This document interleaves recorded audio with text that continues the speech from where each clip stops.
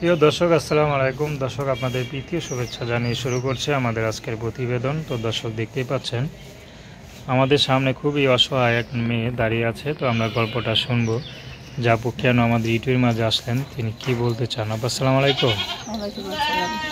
কেমন আছেন? আছি ভাই, আল্লাহ কোনো রকম রাখছে। আপু, আপনার নাম কি? আমার নাম সুমাইয়া। খুব সুন্দর নাম। তো সুমাইয়া আপু, আমাদের ইউটিউবে কেন আসলেন বলেন?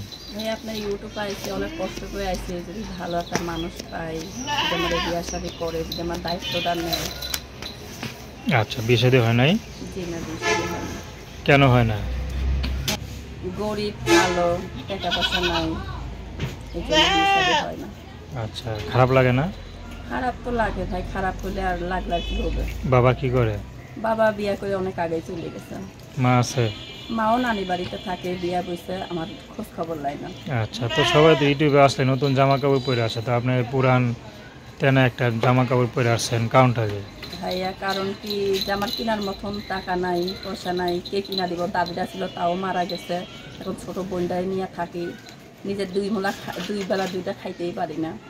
আচ্ছা, তো এখন আপনি কি করেন? এখন মেশিনের একটা কাজ আর কি শিখতেছি। আচ্ছা আচ্ছা, তো বিয়ে করার ইচ্ছা আছে? আছে তো। তো এখন মনে করেন আপনার এই মানে গরিবী জীবন দেখা যদি কোনো ছেলে আগায় আসে, যদি আপনাকে বিয়ে করতে চায়, তার ঘরে যদি বউ বাচ্চা থাকে, আপনি করবেন?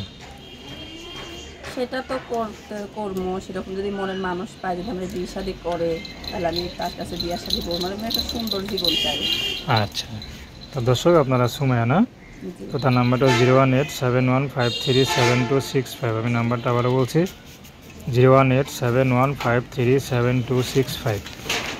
তো দর্শক, প্রেম ভালোবাসা, সাহায্য সহযোগিতা, বিয়ে শাদী করা একান্ত আপনাদের ব্যক্তিগত ব্যাপার। তো আসুন আমরা 5 ওয়াক্ত নামাজ পড়ি, সর্বদা দেশের সেবা করি।